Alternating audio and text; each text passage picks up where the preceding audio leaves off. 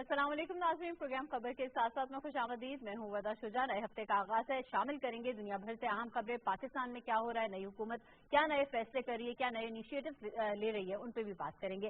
बात करने के लिए मौजूद हैं सबसे पहले तशरीफ रखते हैं आगा इकरार हारून साहब, इनके साथ तशरीफ रखते हैं नासिर गिल साहब और इनके साथ तशरीफ रखते हैं जफर महमूद शेख साहब। कार्टून हमारे साथ मौजूद हैं मजहर शहजाद साहब।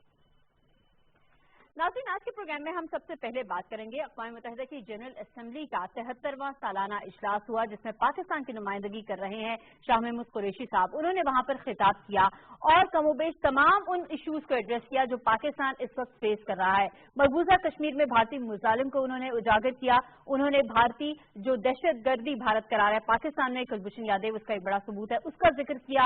उन्होंने गुस्ताखाना खाकों की बात की। उन्होंने दुनिया भर में पाकिस्तान के मौक़िफ़ को जिस खूबसूरती से पेश किया, उसके हवाले से आज हम सबसे पहले बात करेंगे अपने प्रोग्राम में। इसके अलावा नाज़रीन बात होगी CPEC मुआहदे के हवाले से। चीनी सफीर का एक खुसूसी इंटरव्यू हुआ जिसमें उनका ये कहना था कि नई हुकूमत के एजेंडे पर अमल करेंगे, बेल्ट और रोड मंसूबे पर तब्दीलियों के लिए तैयार हैं। और इसके अलावा हम आपको ये भी बताएं कि आला सतही वफ्द एक सऊदी अरब से भी पाकिस्तान गुज़िश्ता रोज पहुंचा है और अहम मुआहदे जो है मुतवक्के हैं पाकिस्तान और सऊदी अरब के माबैन। इसके अलावा नाज़रीन तीसरा हमारा मौजू ये होगा कि पाकिस्तान तहरीक इंसाफ की हुकूमत ने आते ही जो बड़े ऑपरेशन शुरू किए हैं या जो बड़े इक़दाम किए हैं वो तजावुज़ात के खात्मे के हवाले से भी हैं। हमने आपको पहले भी बताया था कि इस्लामाबाद में सीरिया की जानिब से तजावुज़ात का खात्मे का अमल शुरू हो गया है और बहुत बड़े बड़े प्रोजेक्ट्स जो हैं इसमें मलबे का ढेर बन गए हैं। साथ ही साथ लाहौर में और पंजाब में भी वज़ीर आला पंजाब ने ऐसे ही एक ऑपरेशन का इंदिया दिया है। उन्होंने कहा कि कब्जा ग्रुप्स और तजावुज़ात के खिलाफ जो है हम मुल्कगीर ऑपरेशन करेंगे। ऑपरेशन ताकतवर माफिया से शुरू किया जाएगा। अहम गुफ्तगू उन्होंने की, आपसे शेयर करेंगे। चौथा नाज़रीन हमारा मौजू ये होगा कि वज़ीर इत्तलात फवाद चौधरी साहब ने भी बात की। उनका ये कहना था कि जो एक तनकीद की जा रही है नाक़िदीन की जानिब से, वो ये कहते हैं कि भैंसें बेच दी और इससे क्या मुल्क के कर्जे उतर जाएंगे। उन्होंने कहा कि भैंसें बेचने का मकसद माली फायदा नहीं था, ये एक अलामती इक़दाम भी था। साथ ही साथ उन्होंने कहा कि वज़ीर आज़म हाउस का खर्चा जो है वो 1 अरब से कम होकर जो है वो चंद लाख रुपए रह गया है। तो ये एक सिंबॉलिक से होते हैं इक़दामात और इसी तरह से एक सादगी की जानिब पेशकदमी की हवाले से भी एक अहम कदम था। पांचवा और आखिरी मौजू ये होगा कि इंटरनेशनल मीडिया और पाकिस्तान में भी ये खबर जो है अखबारात की ज़ीनत बनी हुई है कि इंडोनेशिया में सुनामी टकरा गया और बहुत बड़ी तादाद में हलाकतें हुई हैं इसकी वजह से और बहुत से ऐसे अफराद हैं जो अभी भी मलबे तले दबे हुए हैं जिसकी वजह से हलाकतों में इजाफे का खदशा जाहिर किया जा रहा है। इस पर हम बात करेंगे। पहली खबर का इंतखाब हमने किया रोजनामा नवाए वक्त से। आज का इदारिया है जनरल असेंबली में शाह महमूद कुरैशी का दबंग खिताब। भारत का मकरू चेहरा पूरी तरह से बेनकाब हो गया। भारत अक़वाम आलम की आंखों में मजीद धूल नहीं झोंक सकता। आगा इकरार हारून साहब, शाह महमूद कुरैशी साहब एक एक्सपीरियंस वज़ीर ख़ारिजा और पाकिस्तान का मौक़िफ़ जाकर उन्होंने वहां पर पेश किया, उर्दू में खिताब किया और ऐसा कोई इशू मेरी नजर में नहीं है जिसको एड्रेस न किया उन्होंने वहां। बिल्कुल आप सही कह रही हैं। वरना अगर आप देखें तो यादेव का जो वाक़या था उस पर पिछली गवर्नमेंट ने डोसियर तो दिया लेकिन 2 दफा मौका मिला उन्हें अपने UNG को यानी कि यूनाइटेड नेशन जो जनरल असेंबली होती है उसे खिताब करने का, लेकिन उन्होंने उस पूरे वाक़े को टच ही नहीं किया। जबकि हमें अच्छी तरह पता है कि यादेव की जो पाकिस्तान के अंदर टेररिज्म की नेटवर्किंग है, अगर उसको हम एक अंदाजा लगाएं तो मेरा ख्याल है कि 25,000 से ऊपर लोगों ने जो शहादतें हुई हैं वो उस नेटवर्किंग की वजह से हुई हैं, जिसका उसने खुद माना है अपनी वीडियो में। और एक वीडियो नहीं उसकी रिलीज हुई है, उसके कन्फेशनल 3 स्टेटमेंट्स रिलीज हुए। 3 स्टेटमेंट्स होने के बावजूद भी अगर हम यूनाइटेड नेशन की जनरल असेंबली में बैठ के अगर बात नहीं कर रहे थे तो वो एक इंतहाई दुख वाली बात थी। और पहली दफा पाकिस्तान ने वहां खड़े होके कोई इशू नहीं छोड़ा है। उन्होंने आजाद कश्मीर की बात की है, उन्होंने इंडियन हेल्ड कश्मीर की बात की है, इंडियन ऑक्युपाइड कश्मीर के अंदर जो जेनोसाइड हो रही है उसकी बात की है, पैलेट गन से लेकर उन्होंने ह्यूमन राइट्स का हर इशूज पे रेज किया है। कश्मीर के इशू को कंप्लीट डिटेल बात करने के बाद उन्होंने बताया कि पाकिस्तान के अंदर जो टेररिज्म हो रहा है उसके बीच में इंडिया की स्पॉन्सरशिप कितनी क्लियर है। और उसके बाद उन्होंने ये भी रिक्वेस्ट की है, डिमांड की है, आप कह सकते हैं इंटरनेशनल फोरम से कि आप जो है आगे बढ़े और इंडिया को समझाएं कि इस तरह दुनिया नहीं चल सकती है, खित्ता नहीं चल सकता है। हम मुकम्मल तौर पे दोस्ती चाहते हैं लेकिन इंडिया मुकम्मल तौर पे इस खित्ते को डिस्टेबलाइज करना चाह रहा है। और उन्होंने ये बातें नहीं की है, انہوں نے ہر چیز کے ساتھ ایک جسٹیفیکیشن پیش کی ہے. دیکھیے آپ نے جب بھی ایک کہتے ہیں اس کو پرسپشن اگر آپ نے بلڈ کرنی ہوتی ہے تو آپ کی جو پروپوزیشن ہوتی ہے وہ بڑی اسٹرانگ ہونی چاہیے. جو پروپوزیشن ہوتی ہے اس میں دو آپ کے پاس اس کے پارٹس ہوتے ہیں, اس کا پھر زیلوزم بنتا ہے اور پھر ایک پروپوزیشن جو ہے وہ ایک لاجک بنتی ہے. لاجیکل بات کی ہے ان کا ایکسپیرینس ہے. میں آپ کو ہمیشہ کہہ چکا ہوں کہ شاہ محمود قریشی کا یہ دوسرا ٹینیور ہے وہ اپنی جگہ پہ, لیکن ویسے بھی he has a clarity of mind. Always he knows what he's saying. ٹھیک ہے, میں واپس آپ کی جانب آتی ہوں. ناصر گل صاحب, سشما سوراج صاحبہ نے بھی یو این کی جنرل اسمبلی سے خطاب کیا اور انہوں نے مقبوضہ کشمیر کو تو ٹچ نہیں کیا, لیکن پاکستان پر الزامات کا جو ان کی روش ہے اسی پر وہ کاربند رہی اور پاکستان پر دہشت گردی کا الزام لگایا. لیکن جیسے کہ شاہ محمود قریشی صاحب نے کہا کہ بھارت امن پر سیاست کو فوقیت دے رہا ہے, یہ بھی انہوں نے اسی فورم پر کھڑے ہو کر بات کی ہے. پاکستان ابھی بھی بات چیت کی جانب جانا چاہتا ہے. نیو یارک میں ملاقات کا موقع تھا لیکن وہ بھی بھارت نے ایز یوزول ضائع کر دیا ہے. اگر بھارت کہتا ہے یا سمجھتا ہے کہ وہ اپنے موقف میں ٹھیک ہے تو مذاکرات کی میز پر آنے میں کیا رکاوٹ ہے؟ دیکھیں, اس سے نیو لک پاکستان میں اس پہ بات ہم فوکس کریں گے. دیکھیے آفٹ ریپیٹ جو کر رہا ہے بھارت, جو بار بار کہہ رہا ہے, اس وقت اس کو سننے کی ضرورت نہیں ہے. وہ وہی منترا ہے جو امریکہ کہتا ہے پچھلے 10 سال سے. ہمارا فوکس یہ ہونا چاہیے کہ پاکستان نے اس دفعہ پہلی دفعہ اپنے اپولوجیٹک معذرت خانہ رویے سے نکل کے, شیل سے نکل کے, جس میں جو آغا صاحب بات کر رہے تھے کہ ڈوزیئر تو دیا گیا کلبھوشن کے بارے میں, لیکن بات اس کا مطلب تھا کہ ویج ایک ہے, ایک ڈفرنس ہے پاک آرمی میں اور پولیٹیکل کیڈرشپ میں. اور میاں صاحب کے جو نمائندے تھے, جو سفیر تھے, جو باہر پھر کے آتے تھے, وہ آ کے یہاں کیا کہتے تھے کہ جناب ہم تو کرنا چاہتے ہیں لیکن یہ باتیں ہم یہاں کر نہیں سکتے. وہ ایک کلیئر میسج دنیا کو دیتے تھے کہ پولیٹیکل گورنمنٹ جو ہے نا وہ کنسرن شو کرتی ہے ان معاملات پہ کہ ان پہ کیسز چلیں. اچھا, یہ بات تو طے ہوئی. پہلی دفعہ آپ نے اپنا موقف جو ہے نا وہ انڈیا, آپ سمجھوتا ایکسپریس کی بات کر رہے ہیں. میرے لیے خیال کہ اتنی انٹینسٹی سے کہ ہم نہیں بھولیں گے, ہم اسی طرح ہمارا ساتھ جو ہوا ہم نہیں بھولیں گے. اے پی ایس پہ اور مختوم پہ اب انہوں نے کہا یہ 4 سال کے بعد انویسٹیگیشن. ہم آپ کی طرح نہیں ہیں کہ آپ فوری طور پر جو ہٹ ہوا اور شام تک جو ہے نا پاکستان تک الزام جو ہے نا پہنچ. پاکستان نے پوری تحقیق کی اور تانے بانے اس کے ملتے ہیں کہ انڈینز افغانستان میں بیٹھ کے کس طرح وہاں پر جو ملیٹنٹس ہیں ان کو سیڈیوس کرتے ہیں, لور کرتے ہیں, ٹریپ کرتے ہیں, اور کلبھوشن جیسے آدمی وہاں بیٹھ کے آپریٹ جب کرتے ہیں تو ریزلٹ کیا نکلتا ہے, اے پی ایس. اور یہ دیکھیں پاکستان نے امریکہ کو بات کی, چین ہمارا ریویو کر رہا ہے, ہم لیٹر اس پہ بات کریں گے کہ سی پیک منصوبے پاکستان کی فیور میں ہونے چاہیے. سعودی عرب اندر آ رہا ہے, ترکی سے آپ نے بات کی ہے, ایران کے حق پہ آپ نے بات کی ہے. تو یہ پاکستان اپنی جو پچھلی کوتاہی ہیں, جو کمی ہے, ان کو پوری کر رہا ہے. اور انہوں نے ایک دفعہ پھر یہ بات کی اقوام متحدہ کے بارے میں, جب کشمیر کی بات کی, انہوں نے کہا کہ یہاں پر اسٹریٹجک مس کیلکولیشنز ہو رہی ہیں, کوگنیٹو ڈیزوننس کی بات کی ہے کہ آپ کہتے کچھ ہیں سوچتے کچھ ہیں. مثلا جب آپ ہیومن رائٹس کی بات کریں تو آپ اور طرف لے جاتے ہیں, آپ کو فیکٹ دیے جائیں کشمیر کے, دس از کوگنیٹو ڈیزوننس. اور اسٹریٹجک مس کیلکولیشنز کیا ہیں, افغانستان ہو یا مثلا آپ کو شک ہے کہ آپ کو ان کے پاس کیمیائی ہتھیار ہیں, آپ کو شک ہے کہ انہوں نے یہ کیا ہے, اس پہ آپ نے لاکھوں لوگ مار دیے اور بعد میں آپ نے صرف آ کے کیمرے پہ آگے آپ نے سوری کر دیا کہ سوری یار اب یہ تحقیق ہو رہی ہے. تو پاورفل کہاں جائے گا؟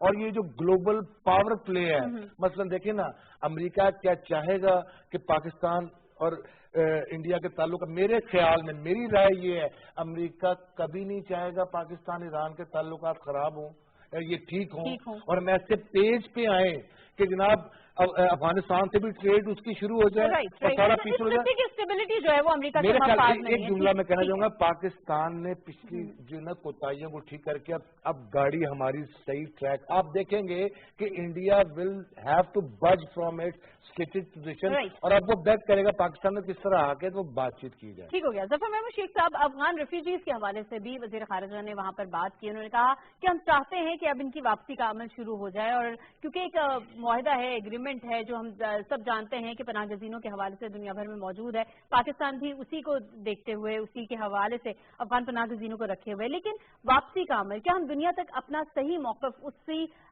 سخت سٹانس کو پہنچا سکے ہیں کہ اب ان کی واپسی کتنی ناگزیر ہو چکی ہے؟ لیکن دنیا تو ہمیشہ اپریشیٹ کرتی ہے, کیونکہ مہاجرین جہاں اور جس ملک میں بھی جائیں انہیں بہرحال واپس تو جانا ہی ہوتا ہے, چاہے تھوڑے عرصے میں جائیں یا بہت زیادہ عرصہ انہیں لگ جائے.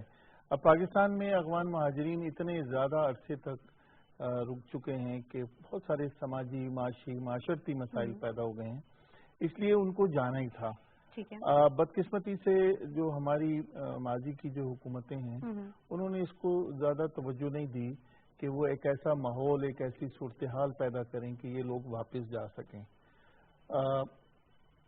اگر وزیر خارجہ نے وہاں بات کی ہے تو ظاہر ہے انہوں نے پاکستان کے ان جینون ایشوز کا ذکر کیا ہے جس کی بنیاد پہ یہ صورتحال پیدا ہوتی ہے. اور دیکھیں اسی صورتحال کو جواز بنا کے امریکہ اور اس طرح کے باقی لوگ, ایون خود افغانستان جو ہے وہ پاکستان پہ اعتراضات کرتا رہا ہے. ہمارا ایک جینون ایشو ہے, ہم نے ان لاکھوں بلکہ ملینز لوگوں کو ہم نے یہاں بسایا. اب تو ان کی اگلی سے تیسری نسل بھی ان کی اب دنیا میں آ چکی ہے, اور اب انہیں واپس جانا ہے. اور وہاں یہ بات کرنے کا مقصد یہ تھا کہ پاکستان اس بارے میں بہت سیریس ہے اور ہم یہ چاہتے ہیں کہ افغانستان سیٹل ہو, پاکستان بھی سیٹل ہو, اور بجائے اس کے کہ یہاں کے عوام ایک دوسرے سے کنفلکٹ میں مزید زندہ رہیں, وہ اپنے اپنے ملکوں میں جا کے سکون کی اور امن کی زندگی گزاریں. یہ میرا خیال ہے اس گفتگو کا UN میں کرنے کا پرپز یہ تھا کہ اب ہم اگلے سٹیپ کی طرف جا رہے ہیں جو آج سے 20 سال پہلے لے لیا جانا چاہیے تھا. بالکل صحیح ہو گیا. آغا اقرار ہارون صاحب, شاہ محمود قریشی صاحب کا امریکہ کا دورہ اور وہاں پر جو اہم ملاقاتیں ہوئی ہیں, دنیا بھر کے سربراہان سے ان کی ملاقاتیں ہوئی, عام ڈیلیگیشن سے ملاقاتیں ہوئی ہیں, ساتھ ہی ساتھ وہاں پر ان کا خطاب, اوور آل پاکستان کی سفارت کاری کو آپ کس ڈائریکشن میں دیکھ رہے ہیں؟ اور بہت سے ایسے موقف آپ نے خود جیسے کہ کہا ہم نے کچھ چیزوں کو ٹچ ہی نہیں اس سے پہلے کیا تھا جو کہ اب کی جا رہی ہیں, اس حوالے سے کیا رہا ہے آپ؟ دیکھیے میں نے آپ کو پہلے کہا ہے کہ پاکستان کی جو فارن پالیسی ہے وہ آپ کو پرو ایکٹیو نظر آئے گی شاہ محمود قریشی صاحب کی لیڈرشپ میں, کیونکہ پہلی بات یہ کہ وہ کوئی نئے نہیں ہے, دس از ہز سیکنڈ ٹینیور. اور اس کے بعد ایک شخص جو بالکل کلیئر ہے کہ پاکستان کو کہاں کہاں سے نقصان ہوا ہے اور کیسے کیسے نقصان ہوا ہے, اس میں وہ اب بات کریں گے. وہ اب دیکھیں ہماری بدقسمتی رہی ہے 2013 سے لے کر 2018 تک, وہ سب سے بڑی بات تھی کہ پہلے 3.5 پونے 4 سال تو ہمارا کوئی فورن منسٹر ہی نہیں رہا. اس کے بعد فورن منسٹر جو تھے وہ آپ نے دیکھ لیا کہ یعنی کہ وہ فل ٹائم نہیں تھے, ان کے پاس بھی اگر ٹیکنیکلی دیکھا جائے تو اور بھی کام تھے کرنے کو. ہمیں ایک فورن منسٹر چاہیے جو مکمل طور پہ اپنے آپ کو پورا ڈیڈیکیٹ کرے, اور وہ آپ کو شاہ محمود کو ایسا میں نظر آئے گا. ورنہ میں ایک سوال کرنا چاہتا ہوں آپ کے وساطت سے کہ APS والا جو واقعہ ہوا, کیا ہمیں نہیں پتا تھا وہ کس نے کیا؟ ہمیں پتا تھا, ہمیں پتا تھا کہ اب افغانستان سے بیٹھ کے کیا ہو رہا ہے اور کون اس کے پیچھے ہے. لیکن آپ یہ دیکھیں نا کہ یہ ایک واقعہ جو کہ 2014 میں ہوتا ہے 16 دسمبر کو, ہمیں موقع ملتا ہے یونائٹڈ نیشن میں اس کے بات کرنے کا. اب آ کے اس سے آپ اندازہ لگا لیں کہ اگر آپ کی فورن پالیسی کسی پروفیشنل کے پاس نہیں ہوگی, پرو ایکٹیو نہیں ہوگی, تو پھر انڈیا کو موقع ملے گا یہ بات کرنے کا کہ یہ بات آپ 3 سال بعد کیوں کر رہے ہیں, یہ 4 سال کے بعد کیوں کر رہے ہیں. اسی لیے میری آپ کے پروگرامز کی وساطت سے ایک ریکویسٹ ہے سننے والوں کو جو کہ طاقت کا حصہ ہے کہ خدارا کبھی بھی ایسا وقت نہ ہے کہ پاکستان کے پاس فل ٹائم فورن منسٹر نہ ہو. اگر ہوگا تو انشاءاللہ آپ کو ریزلٹس نظر آئیں گے. بالکل صحیح ہو گیا. ناصر صاحب آپ کی جانب آؤں گی, خاص تنظیم پر بھی شاہ محمود قریشی صاحب نے اس کے حوالے سے بات کی کہ صرف ایک ملک یعنی کہ بھارت کی وجہ سے یہ تنظیم غیر فعال ہو کر رہ چکی ہے, اور ابھی بھی جیسے ہم نے دیکھا کہ سشما سوراج صاحبہ اجلاس ہی چھوڑ کے چلی گئیں. تو کیا میسج دینا چاہ رہا ہے بھارت دنیا بھر کو اپنے اس رویے کے ذریعے؟ بس وہ طاقت کا ایک گھمنڈ ہے, اوپر سے آبادی ان کی بگ بائر ہے, ان کی اکانومی تھوڑی بہتر ہو گئی ہے. اب وہ ان کی وہ جو شائننگ انڈیا کانسیپٹ جو کہ اب بہت پیچھے چلا گیا ہے, انڈیا کا یہ زوم ہے کہ اگر پاکستان کو کسی طرح ہم ٹیررزم اور اس میں ثابت کر لیں تو پورے ریجن میں ہماری پھر ہم چائنا کو ٹیک آن کر سکتے ہیں, جو امریکہ کی خواہش ہے. لیکن خواہشات تمام پوری تو نہیں ہوتی. انڈیا کا یہ پالیسی بالکل ضرور ہے کہ وہ ایک تو اپنے نیشنلزم کو ابھار رہے ہیں کس کے مسلمانوں کے خلاف, اور پھر اس کو کر کے پورے ریجن میں ڈومینیٹ چاہتے ہیں اور کالونائز کرنا چاہتے ہیں چھوٹے چھوٹے ملکوں کو, یہ جو اس کے پیریفری پہ انڈیا کے ہیں اور سارے تنگ ہیں. صرف پاکستان ایک بڑی رکاوٹ ہے. اب میں آتا ہوں بات فورن منسٹر پہ تھوڑی بات کرنا چاہوں گا. دیکھیں یہ پالیسی جو ہے نا جو کہ شاہ محمود آگے پریزنٹ کر رہے ہیں, یہ کس کی ہے؟ یہ پاکستان آرمی, پرائم منسٹر, پورے ساری قیادت نے مل کے بیٹھ کے ڈیزائن کی ہے اور ان کو ہینڈ اوور کیا گیا, وہ جا کے اس پہ ایکٹ کر رہے ہیں اور بڑا اچھا انہوں نے اس کو پریزنٹ کیا ہے. بات کرنے کی یہ ہے کہ اس وقت پوری قوم اگر ہمارے سارے یہ سینٹرز آف پاور ہیں اگر ایک جگہ اکٹھے ہو جائیں گے تو دشمن کو بھی پتہ لگ جائے گا کہ سارے اکٹھے ہیں اور ان کی گھسنے کا راستہ نہیں ملے گا. ظاہر بات ہمارا موقف مضبوط ہوگا. ظفر محمود شیخ صاحب, وزیر اعظم آزاد کشمیر کے ہیلی کاپٹر کو اٹیک کیا گیا ہے اور LOC کے قریب پرواز کر رہا تھا کیونکہ پائلٹ کے پاس اپنے اس کے ریزنز تھے کہ کس وجہ سے اس نے ایک چوٹی کو بچاتے ہوئے وہاں پر پرواز کی, لیکن جس طرح سے ان پر اٹیک کیا گیا, اب کیا یہ دہشت گردی کے زمرے میں نہیں آتا ہے؟ ایک سول ہیلی کاپٹر جا رہا ہے اور کیا اس سے پیغام دے رہا ہے بھارت, اور کیا اس طریقے سے دنیا اس کا چہرہ نہیں دیکھ رہی ہے؟ دیکھیے ہندوستان کا مسئلہ یہی ہے کہ وہ ایک فینیٹک گورنمنٹ ہے اور فینیٹک گورنمنٹ کو اپنے آپ کو برقرار رکھنے کے لیے اور اپنے کو پاور بیس میں موجود رہنے کے لیے اور اس کو اس طرح کی جو ہے نا چیزوں کی ضرورت ہوتی ہے جہاں وہ چیزوں کو فینٹیسائز کرے, اوور پلے کرے. اب وزیر اعظم آزاد کشمیر کا اگر ہیلی کاپٹر جا رہا ہے اس کو انہوں نے فائرنگ کی ہے اور اس کو گرانے کی کوشش کی. میں سمجھتا ہوں کہ یہ بہت ہی سنجیدہ اور خطرناک مسئلہ ہے اور گزشتہ ایک سال میں 80 دفعہ سے زیادہ جو ہے یہ لائن آف کنٹرول کی وائلیشنز کر چکے ہیں. ٹھیک ہے, وہاں درجنوں لوگ ہمارے سمجھے کہ پاکستان کو پرووک کرنے کی کوشش کی جا رہی ہے, جو ایک وہ ان اناؤنسڈ جنگ میں الجھانا پاکستان کو ایک طویل عرصے سے چاہ رہا ہے. دیکھیں اس طرح کی جو چیپ ٹیکٹکس ہے نا اس کو پاکستان بہت آسانی سے ہینڈل کرتا رہا ہے اور کر سکتا ہے, کوئی مسئلہ نہیں ہے. لیکن یہ سمجھنے کی ضرورت ہے کہ انڈیا کی جو موجودہ گورنمنٹ ہے اس کی سروائیول اسی میں ہے کہ وہ ایک جنگی ماحول پیدا رکھے اور یہ سوچے سمجھے بغیر کہ اس سے اس کا اپنا نقصان ہو رہا ہے. ایسے دلت جو ہیں رو کے سابق چیف ہیں اور انہوں نے کل پھر انٹرویو دیا ہے انڈین میڈیا کو اور اس میں کہا کہ بھائی یہ تو پاکستان میں ایک نئی گورنمنٹ آئی ہے, بہت سیریس ہے, تو انڈیا کے پاس موقع ہے کہ اس سے بات کرے. لیکن یہ کہ وہ بات کرنے کے بجائے کسی اور الٹے کاموں میں پڑ گئے. بھارت کو ہم دیکھ رہے ہیں کہ بھارت بوکھلایا ہوا ہے اور وہ سمجھ نہیں پا رہا کہ اس کو کس طریقے سے معاملات کو ہینڈل کرنا ہے. گیدڑ بھپکیوں کا بھی ایک سلسلہ جاری رکھے ہوئے ہے. لیکن شاہ محمود قریشی صاحب نے ایک انٹرنیشنل فورم کو جس طریقے سے استعمال کیا, دنیا تک اپنا موقف پہنچایا ہے کہ پاکستان امن چاہتا ہے, لیکن بھارت جو ہے امن کے معاملے پر بھی سیاست کر رہا ہے اور اس کو اس روش کو ترک کرنا ہوگا. مقبوضہ کشمیر میں جو کہ نہتے کشمیریوں پر ظلم کے پہاڑ ڈھائے جا رہے ہیں اس کے حوالے سے بھی ہائی لائٹ کیا گیا ہے. تو تمام تر ایسے ایشوز جو کہ پاکستان کو اس وقت درپیش ہیں یا پاکستان کے نیشنل ایجنڈا پر ہیں, وہ تمام تر ایشوز شاہ محمود قریشی صاحب نے UN جنرل اسمبلی کے اجلاس میں اٹھائے ہیں. ہمیں امید ہے کہ جو نئی حکومت کی فورن پالیسی ہے وہ پاکستان کو کسی بہتر ڈائریکشن میں ہی لے کر جا رہی ہے. وقت ہوا بریک کا, بریک واپس آئیں گے, شامل کریں گے مزید موضوعات.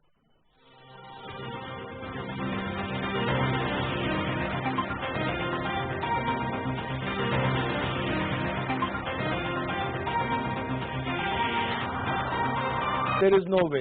تو میرا خیال ہے کہ ول ادھر سے بھی اس کی نشاندہی ہوئی ہے اور ادھر سے بھی پاکستان نے بھی یہ کہا ہے اور سعودیہ بھی انہوں نے دلی سے. تو میرا خیال ہے کہ یہ مینیجیبل ہے اور سب چیزوں کو ریویو کر کے ایک نیا ایرا جو ہے نا اس کو ہم پرسو کر سکتے ہیں.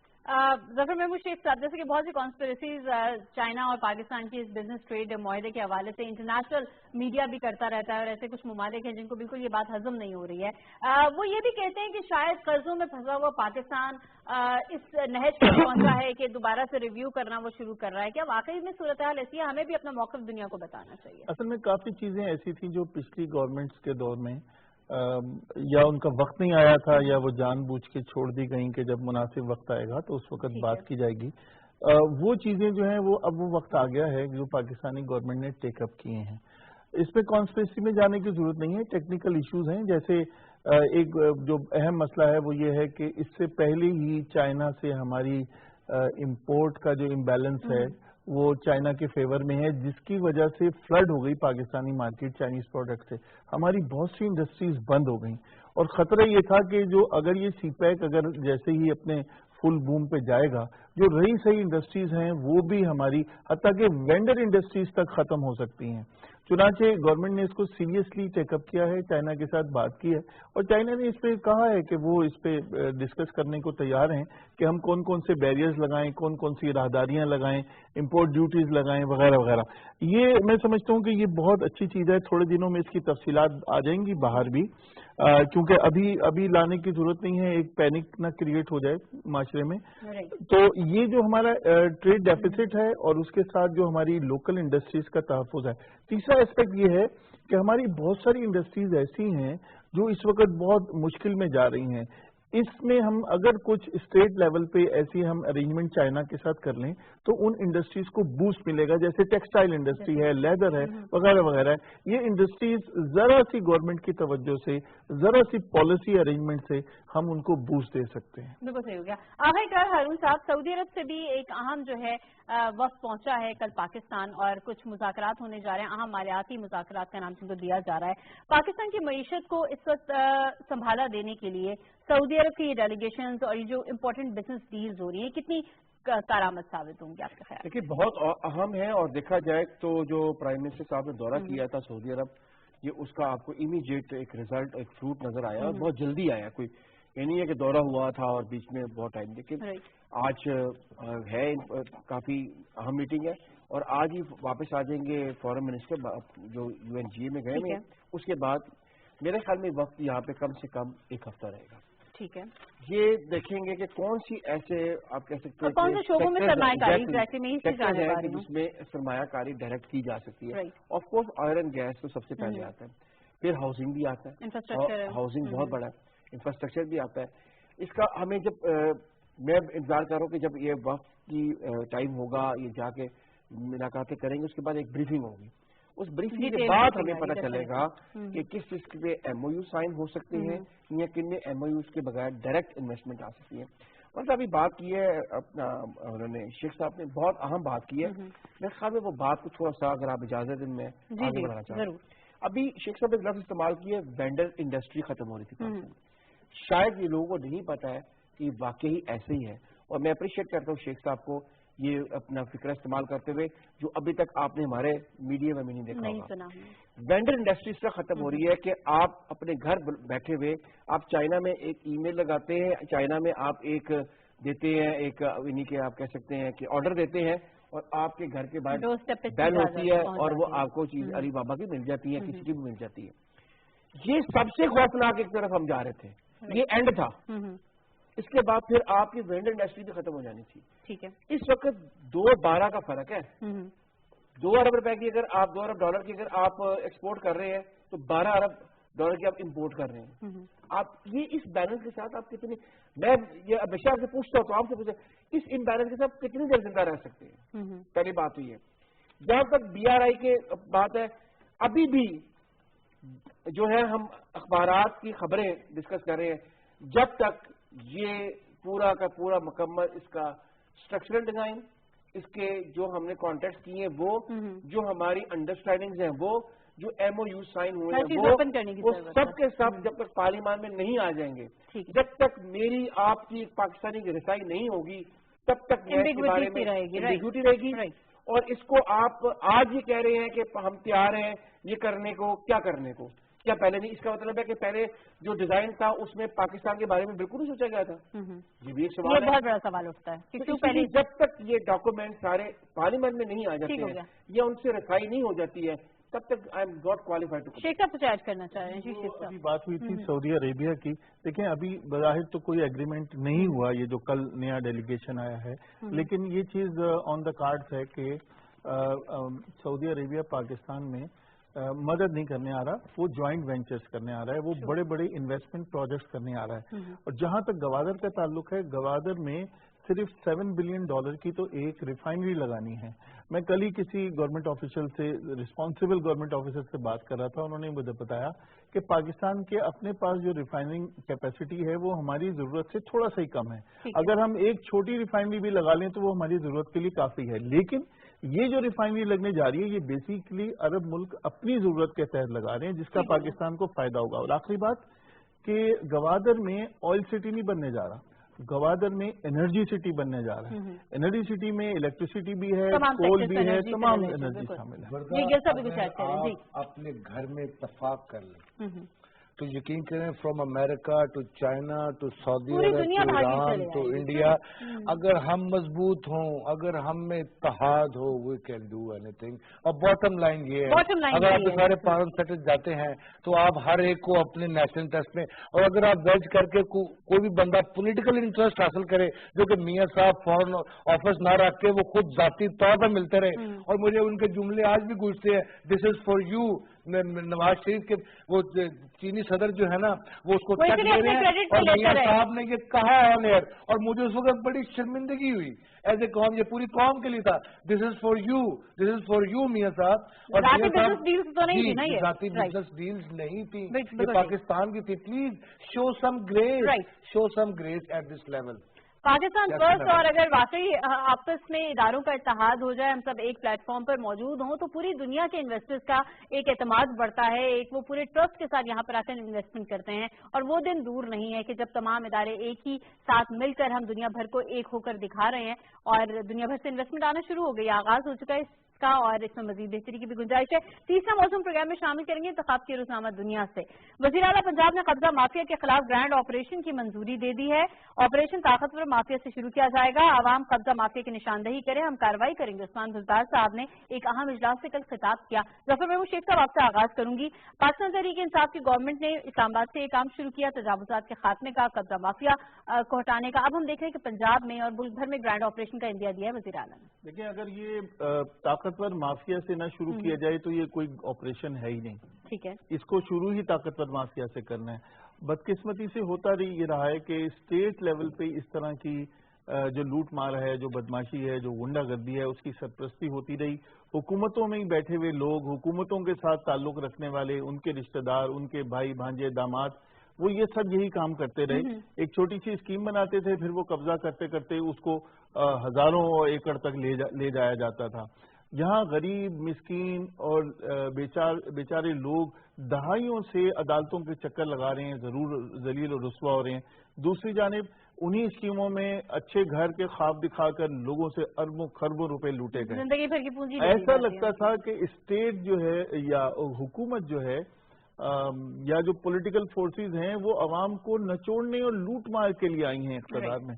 یہ اگر یہ پروسیس واقعی ریورس کرنے کا کام شروع کر دیا جائے تو میں سمجھتا ہوں کہ یہ اس حکومت کا اس معاشرے پہ بہت بڑا احسان ہوگا اور بیچارے مسکین اور مظلوم عوام کی بہت بڑی مدد دادرسی ہو جائے گی. آگے ہارون صاحب، بہت سے ایسے معاملات جن کو ابھی موجودہ حکومت ایڈریس کرنا شروع ہو گئی ہے، مثلا تجاوزات کا خاتمہ، قبضہ مافیا کے خلاف گرینڈ آپریشن کی باتیں، یہ معاملات پاکستان میں نئے نہیں ہیں، ایسا پہلے سے ہوتا چلا جا رہا ہے. اور برسہ برسے یہی صورتحال ہے کہ طاقتور مزید طاقتور ہوتا چلا جا رہا ہے اور غریب آدمی پستا چلا جا رہا ہے. پہلے کیوں اس معاملے سے ہم سمجھیں کہ اس کی جانب نظر نہیں کی گئی، اقدامات نہیں کیے گئے؟ دیکھیے، مختلف فیزز کے اوپر ہم نے قبضہ مافیا کے خلاف یا انکروچمنٹ کے خلاف ایکشنز دیکھے ہیں. یہ نہیں ہے کہ بالکل کبھی ایکشن ہوئے نہیں تھے، یہ پاکستان میں نئی چیز آ رہی ہے، ایسی بات نہیں ہے. لیکن چھوٹے موٹے آپ ٹھیلے اٹھا کے لے جاتے ہیں، بڑے بڑے تجاوزات کا خاتمہ نہیں کرتے. جی آپ بالکل ٹھیک کہہ رہے ہیں. ہم نے جو ایک چیز دیکھی ہے نا، وہ اس پچھلے 3.5-4 سال میں دیکھی، وہ تھی اسلام آباد کے اندر اربوں روپے کی زمین کے اوپر کھلا قبضہ. ایک ہوتا ہے نا، ایک آپ قبضہ کرتے ہیں، پیچھے سے شروع ہوتے ہیں، پہلے آپ نے 5 مرلے کر لیا، پھر طریقہ یہ ہوتا ہے یوزلی. یہ کھلا قبضہ تھا. آپ بھی وہاں رہی ہیں، 11 میں میں صبح دیکھا ہے تو دیکھا کہ پوری کی پوری ایک 8 کنال کی بلڈنگ بن چکی ہے. اس نے وہ جو کیسے اس کو فیبریکیٹڈ، پری فیبریکیٹڈ راتوں رات لائے ہیں اور انہوں نے بلڈنگ کھڑی کر دی ہے.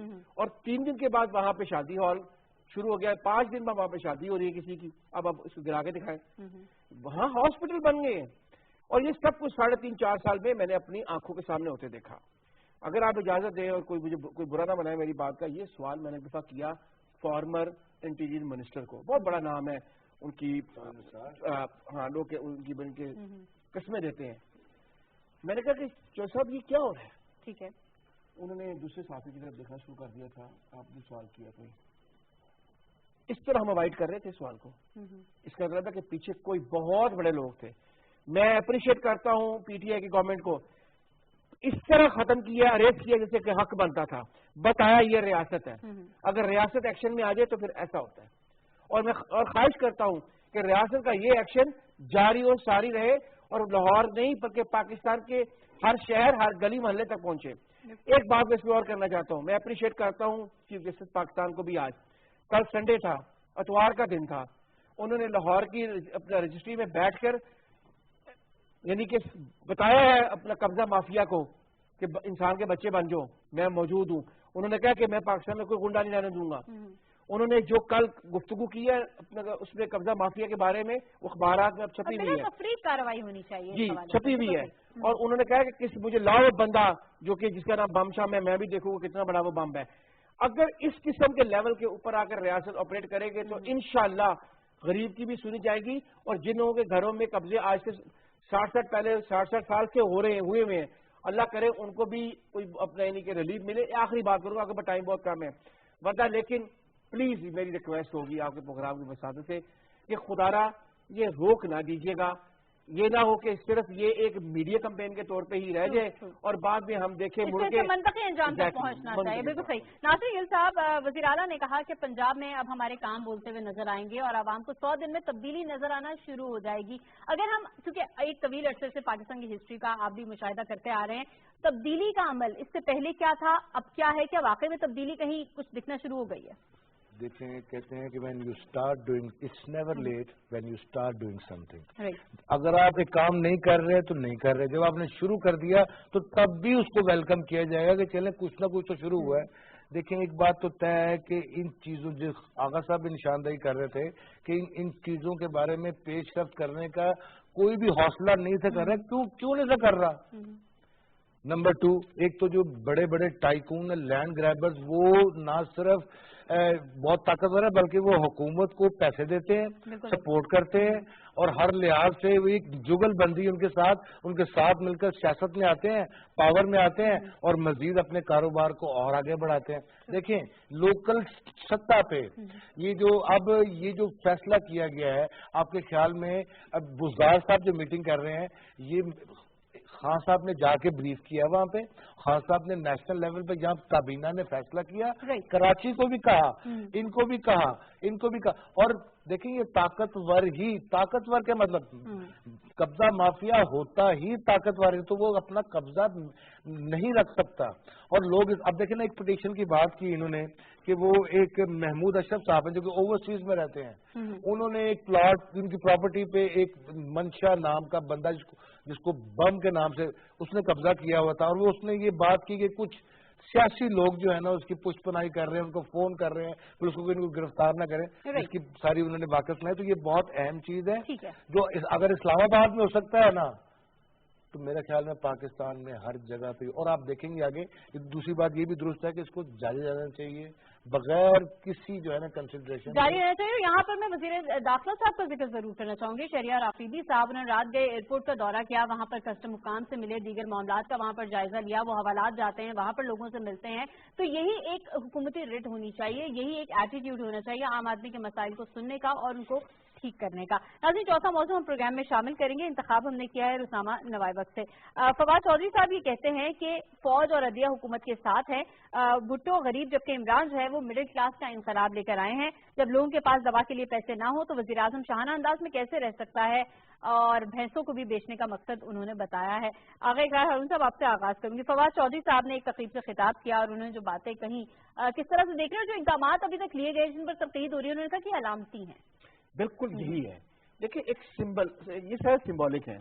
آپ ایک سمبل پیش کرتے ہیں کہ جناب اگر ایک وزیر اعظم پاکستان کا وہ اللہ تللے نہیں کر سکتا ہے اور ایک نارمل زندگی بسر کر سکتا ہے تو پھر ایک فیڈرل منسٹر یا ایک بیوروکریٹ کیوں نہیں کر سکتا ہے. اس کا مقصد صرف اتنا ہی تھا. کسی حد تک اس بھینسوں کو بیچنے کی ایک ہائپ کریٹ کی گئی اور اس ہائپ کے اوپر آج ان کو یہ اپنی سٹیٹمنٹ دینا پڑی ہے. اس کو یعنی کہ جو ایک ہائپ کریٹ کی گئی تھی اس کو مارجنلائز کرنے کے لیے. میں جب یہ ہائپ کریٹ کی جا رہی تھی میں تب بھی اس کے خلاف تھا کہ آپ نے ایک سمبل کے طور پہ پیش کر دیا، اس انف، لیکن اس سے آگے نہیں. اب ہوا یہ ہے کہ اس سمبل کو لوگ جو ہیں وہ ایک بیسیکلی پریکٹیکل اس کے اسٹیپ کے طور پہ لے رہے ہیں کہ آپ نے صرف یہی کیا ہے. ایسا نہیں ہے. بہت سارے اقدامات اور ہوئے ہیں. اور باقی جو پرائم منسٹر ہاؤس کا جو آپ کہہ سکتے ہیں کہ اربوں روپے کا نہیں ہوگا, مجھے نہیں پتا ہے, کروڑوں کا ضرور تھا. کروڑوں کا جو بجٹ ہے وہ شاید یعنی کہ 33% نہیں بلکہ 1 ارب سے انہوں نے کہا کہ کم ہوگی, 10 لاکھ 90% کم ہوگا. بالکل یہ سمبل تھا, اس کو سمبل کے طور پہ لے. ایک ٹرکل ڈاؤن افیکٹ اس کا جانا تھا, عوام کو بتانا تھا اور طاقتور کو بتانا تھا, کہ عوام کو یہ بتانا تھا کہ دیکھیں یہ گورنمنٹ آپ کے لیے ہے, ہم وہ زندگی بسر کریں گے جو آپ کر رہے ہیں. طاقتور کو بتانا تھا کہ بھائی اب یہ چیزیں چھوڑ دو اور ایک نارمل لائف کے طور پہ اپنی زندگی بسر کرو. بالکل صحیح ہو گیا. ناصر گل صاحب, بادشاہت میں تو ہم دیکھتے ہیں یا جہاں پر کنگڈمز ہوتی ہیں وہاں پر بڑے شاہانہ انداز زندگی ہوتا ہے, لیکن جمہوری نظام میں اس طرح کی ایک لگژری لائف کیا پاکستان جیسا ملک افورڈ کر سکتا تھا جس طرح پہلے ان سے پہلے حکمران جو کرتے رہے ہیں, آپ کے خیال میں؟